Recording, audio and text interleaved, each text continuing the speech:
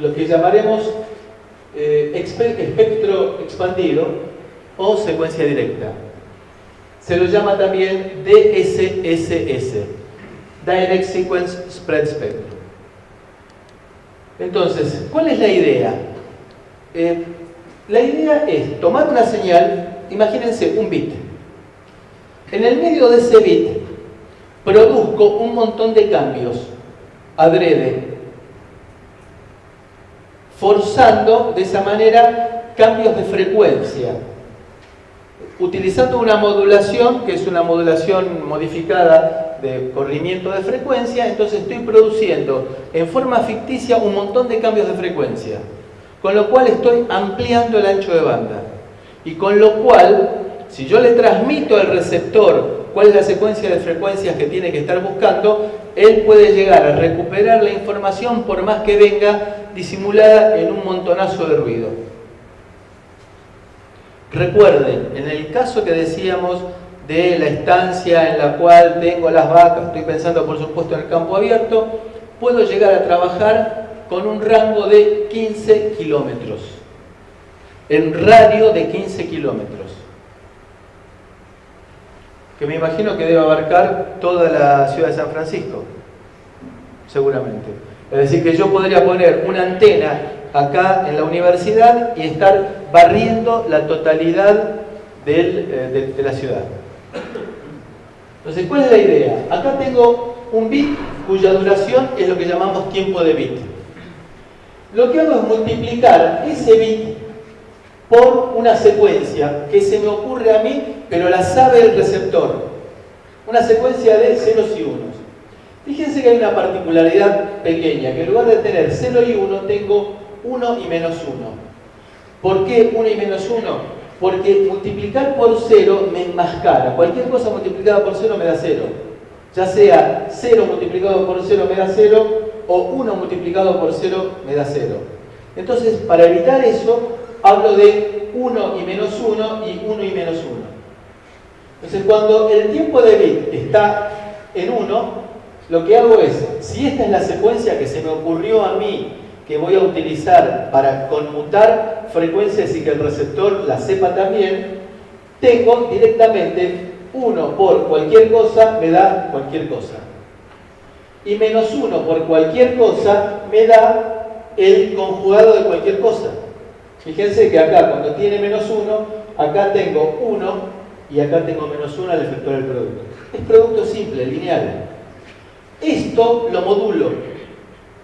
¿Qué significa lo modulo? Convierto los ceros y unos en frecuencias. En particular, en una cosa que se llama chirp.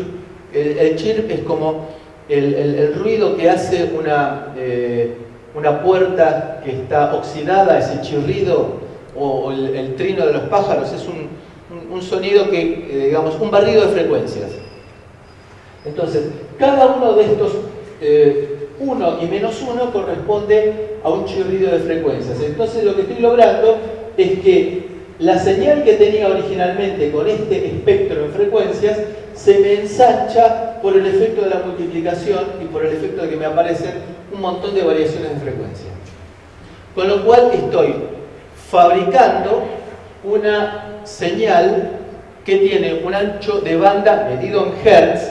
Por eso hacía el hincapié de que no me gusta hablar de tasa de bits y expresarla como ancho de banda, y de esa manera ensancho el espectro y puedo llegar a distancias muy grandes con una porquería de señal. En el receptor, conociendo la secuencia, recibí esto, es decir, lo demodulé, convertí los cambios de frecuencia que me llegaron, sabiendo dónde buscarlas, recibí esto, lo multiplico por la secuencia de código, que lo tengo que conocer, y obtengo la señal original. Entonces, acá se produce una cosa que se llama ganancia de procesamiento, que es por el fenómeno esto de la expansión en frecuencia, es la relación entre los chips por segundo. Es decir, chips por segundo quiere significar la frecuencia de la señal multiplicante relacionada con la frecuencia de la señal que quiero transmitir, esto me produce una ganancia, como si se tratara de un amplificador. Es un amplificador ficticio, pero es un amplificador, una forma de ganar como para llegar a distancias mayores. Fíjense que yo puedo llegar por medio de esta forma, hablando de la cantidad de chips por símbolo, es decir, la relación entre la frecuencia del chip de ese multiplicante respecto a la frecuencia de la señal que yo quiero transmitir, puedo llegar a ganar 20 dB. Pero para lo cual tengo que meter en el tiempo de un bit, tengo que meter 4096 cambios. Por supuesto que tiene limitaciones tecnológicas. Lo cual me llega a mí a decir que si yo quiero trabajar a grandes distancias, en la cual va a ser difícil poder discriminar 4096 cambios, lo que voy a tener que hacer para lograr meter 4096 cambios es alargar el tiempo de bit. Porque por razones tecnológicas no voy a poder alcanzar a 15 kilómetros los cambios de 1 a -1 en frecuencia, porque tengo, en definitiva, todo medio de transmisión actúa como si fuera una línea con pérdidas, resistores y capacitores y todo ese tipo de cosas. Entonces en la otra punta no me van a llegar flancos muy lindos, sino que voy a tener que, para poder llegar a discernir bien, aumentar la duración del bit para poder meter 4096 cambios en el medio. Lo cual significa que voy a tener que bajar la tasa de bits, la cantidad de bits por segundo que puedo transmitir. Por eso es que nosotros decimos acá que esta forma, LoRa, se puede llegar a utilizar con velocidades en forma eficiente, centenares de bits por segundo. No más que eso. ¿Queda claro alguna pregunta? Entonces, bueno, el código expansor sería uno que se le ocurrió al que inició la comunicación, se lo transmite al receptor, o lo sabe el receptor, entonces cuando tengo un 1, me va a quedar el producto tal cual, y acá me aparece repitiendo el código expansor para cada bit, me va a aparecer entonces multiplicando. Estamos repitiendo. En el receptor de módulo, los cambios de frecuencia que me llegaron, esos cambios de frecuencia se utilizan a propósito en el sentido que son fáciles de detectar. Cuando tengo cambio de frecuencia es más fácil de detectar que cuando se trata de una frecuencia fija en el receptor. Entonces, esos cambios de frecuencia, productos de los 1 y -1, son demodulados. Me aparece esta señal, la multiplico por el código expansor y obtengo la secuencia original de unos y ceros, con lo cual logré recibir en distancias muy importantes con energías muy pequeñas. Bien, vamos a tratar de avanzar. Entonces, esta idea de spread spectrum, de ampliación de espectro, tiene un montón de ventajas. Combate la caspa, elimina pie de atleta, nos hace mucho más felices, nos permite adelgazar. Digamos que no tiene ninguna objeción. Es maravilloso. Seguramente mañana todos vamos a ser mucho más felices por el hecho de saber que en nuestra vida está el ensanchado del espectro. Es decir, tiene un montón de ventajas realmente, más allá del chiste, como para distendernos un poco. Tiene un montón de ventajas. Es muy útil, se utiliza hoy en día, está disponible hoy en día. Entonces, la modulación LoRa es muy robusta, y una cosa importante, se banca muy bien los rebotes. Aquel que recuerde la época de la televisión analógica, es decir, que supuestamente creo que el año que viene tendría que producirse el apagón de la televisión analógica para liberar esa zona de frecuencias. El gran problema que teníamos era que los rebotes producían lo que se llamaba fantasma. Entonces yo tengo la imagen de mi papá que estaba en la terraza de casa y yo estaba abajo y decía, no, menos, no, un poco más, como para tratar de encontrar, sobre todo en las ciudades se producía eso, encontrar el punto en el cual recibía mayor señal con menores rebotes. Acá se da una particularidad. Los rebotes favorecen la comunicación a través de LoRa. Hay una experiencia hecha en Tokio, ciudad populosa si las hay en el mundo, en el cual con LoRa se puede llegar a trabajar dentro de la ciudad a distancias de 3 kilómetros, con centenares de bits por segundo de transmisión. Entonces tenemos el gran alcance, se puede trabajar en redes de buena manera, y una cosa también que es importante, todos conocemos lo que es un GPS. Cuando hacemos el diseño de un circuito que necesitamos localizar el dispositivo, sabemos que el GPS hoy en día consume mucha energía. Entonces tratamos de dejar de lado el GPS porque nos complica la existencia si queremos hacer un sistema alimentado por baterías. Y eso lo notamos en nuestro teléfono celular, que cuando nos dice de utilizar la mayor exactitud, cuando activa el GPS, la batería decae rápidamente. Si no, nos da una aproximación de la ubicación utilizando la triangulación con las antenas. Entonces, lo que nos permite usar LoRa es también una forma de localización. Es decir, ubicar más o menos en la zona en la cual está la vaca. Es decir, yo no necesito saber, no le voy a mandar un misil a la vaca que necesito saber dónde está, con suma exactitud. Sino necesito saber en qué cuadrante, en qué sector del terreno está la vaca. Entonces, me interesa saber que está por allá, y está más o menos a 1,5 kilómetros. Si el lugar está a 1,5 kilómetros, está a 600 kilómetros, no hay problema, se lo ubica igual. Pero es con un consumo bajísimo porque está dentro de toda la tecnología LoRa. Entonces, puedo trabajar en cada ancho de banda, siempre ancho de banda en Hertz, trabajar con múltiples dispositivos. Es decir, que no tengo problemas de que un dispositivo interfiera con el otro. Muy fácil, porque le cambio el factor de multiplicación, ese que hemos visto recién. Entonces, le pongo a cada dispositivo un factor de multiplicación distinto, entonces no interfieren entre sí. Entonces puedo trabajar perfectamente en redes. ¿Se dan cuenta que tiene un montón de ventajas? Fíjense que ya no tenemos más... el hecho de estar hablando de LoRa nos eliminó la caspa que teníamos sobre los hombros. Entonces, y acá vamos a hablar un poco de la gran ventaja de LoRa. Hay 3 alternativas hoy en día en nuestro país para hablar de LoRa. Hay una empresa que se llama IEP, que esta empresa está invirtiendo haciendo infraestructura de LoRa.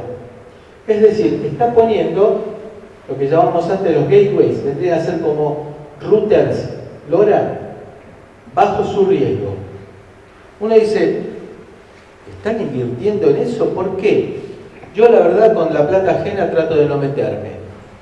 Pero esta empresa está colocando en el país y tienen la idea de tener cubierto para fin de año las principales ciudades grandes con la provisión de LoRa. Es decir, es una empresa que tiene experiencia. Según dicen, fue el consorcio que en su momento trajo Movicom a la Argentina y después trajo a CTI. Así que evidentemente saben manejar las inversiones. Acá lo que se ofrece es un abono mensual. Yo me desentiendo por completo. Yo digo, acá tengo un dispositivo LoRa, la red LoRa, tengo un router, un gateway en el centro de la ciudad. Bueno, este dispositivo que tengo acá se va a conectar con ese. Y le pago mensualmente una plata como para estar conectado. Lo mismo que hago con mi teléfono celular. Estamos hablando de montos mucho menores, de costos muchísimo menores, lo que permite pensar en flotas importantes, como por ejemplo todos los dispositivos de medición de energía eléctrica o de medición de gas o de medición de agua. Entonces, mensualmente le pago al proveedor y me libero, no tengo nada que ver con el gateway, no. le pago por ese servicio. La segunda opción es una empresa. Y la tercera opción es la privada. La privada sería, por ejemplo, el caso que mencionábamos de la estancia en la cual yo pongo mi antena, pongo mi gateway y manejo yo todo. No le tengo que pagar a nadie salvo el proveedor de los componentes electrónicos. En eso, LoRa por ahora es insuperable. Cuando yo quiero hacer mi propia red y no le quiero pagar a nadie, LoRa es imbatible. La otra alternativa es empresa. Por ejemplo, la Universidad de San Martín está construida en un viejo taller ferroviario con una enorme playa de maniobras de trenes. Tiene más o menos 600 metros por 100 metros. Está muy cerca de la avenida General Paz, que es el límite entre Capital Federal y la provincia de Buenos Aires. Y nosotros lo que vamos a hacer ahora es, ya que tenemos nuestra instalación privada con ese gateway que les dije que se puede acceder entrando en lora.unsam.edu.ar, lo que vamos a hacer es colocar un gateway que sea comunitario para toda la empresa. Esto es lo que llamamos acá empresa o enterprise. Entonces, todos aquellos laboratorios de la universidad que quieran transmitir datos van a poder conectarse con ese gateway. En este caso en particular, CEMAC nos está proveyendo el gateway y nosotros vamos a efectuar la conectividad como para que se pueda llegar a transferir datos. Por ejemplo, hay un edificio que es el edificio de Ingeniería en Energía. Tiene aproximadamente 150 equipos de aire acondicionado. Ustedes imagínense que el 10% de esos equipos de aire acondicionado se manejen inapropiadamente, si queden encendidos cuando no tendrían que estar encendidos. Es una facturación descomunal. Entonces, ¿qué pasa si yo les coloco un simple transductor, un sensor de corriente, de esos que no son invasivos, no tengo que cortar el cable, sino que les pongo un anillito, un transformador pequeño a cada uno de los equipos de aire acondicionados? Entonces yo tengo una aplicación en mi teléfono en la cual puedo estar midiendo a distancia el equipo de aire acondicionado si está consumiendo o no, y si veo que está consumiendo y no debería porque no hay ninguna experiencia que está haciendo, lo apago. Y ustedes me dirán, pero es un equipo de aire acondicionado viejo, no está conectado a internet. Bueno, justamente un trabajo final de alumnos consiste en simular el control remoto del equipo de aire acondicionado y que cualquiera pueda apagar un equipo de aire acondicionado desde su casa o encenderlo cuando esté llegando a su casa. Y todo esto se puede hacer a través de LoRa. Entonces, LoRa son sensores que trabajan con módulos, con aplicaciones que yo voy a tener en mi computadora o en mi teléfono, con un servidor de red, es decir, quien recibe los datos. Algo así como si fuera un Google Drive orientado solamente a esos datos. Y una vez que yo los tengo en la nube, es decir, en internet, hago con ellos lo que se me antoja. Le pongo florcitas, le pongo moñitos. Ese es el punto interesante. Hay empresas que se dedican a proveer el servicio para que uno pueda alojar sus datos en forma gratuita. Una de las empresas se llama TTN, The Things Network, la red de las cosas. Tengo los datos, entonces, ¿qué? ¿Tengo que poner a escribir una aplicación? ¿Tengo que aprender a programar en Java o en Android como para...? No. Hay otra empresa que también en forma gratuita nos ofrece un dashboard. Un dashboard vendría a ser como una pantalla en la cual uno puede mostrar el estado de transductores a distancia. Se llama Cayenne. Bueno, esa empresa me permite a mí, aparte de programar muy fácil, por ejemplo, decir, los 3 primeros bytes que me llegaron del paquete que tengo guardado en The Think Network, lo presento arriba a la izquierda en este cuadradito que he dibujado yo en Cayenne y arriba le pongo temperatura. Entonces fíjense que no tengo que dedicarme a nada más que imaginar en qué puedo aplicar esto. ¿Está claro? No es gran esfuerzo. ¿Qué inversión necesito? Muy poca.